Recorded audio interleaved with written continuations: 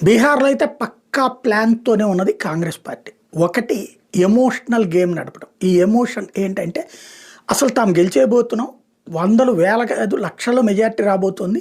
ఈ విషయాన్ని గ్రహించి భారతీయ జనతా పార్టీ అధికార పక్షం కాబట్టి జేడీయూ వీళ్ళందరూ కలిసేసి ఓ ప్లాన్ చేసేసుకున్నారు. అందులో భాగంగానే కాంగ్రెస్‌కి తమకి అంటే కాంగ్రెస్‌కి లేకపోతే ఆర్జేడీకి పడే ఓట్లనందరినీ కూడా తీసేశారు.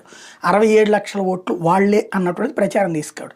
అంటే తద్వారా ఒకవేళ ఈ పార్టీలను ఇప్పటిదాకా అభిమానించి అటుకు ప్రభుత్వం వైపుకి వెళ్తున్నోళ్ళని ఆపేసి అయ్యయ్యో పాపం అనేటటువంటి ఫీలింగ్ రావడం. అదే సందర్భంలో గెలిచేస్తుంది అన్నట్టు ఒక సెంటిమెంట్ క్రియేట్ చేయడం. ప్రశాంత్ కిషోర్ లాంటి వాళ్ళు కూడా స్టేట్మెంట్లు ఇస్తున్నారు.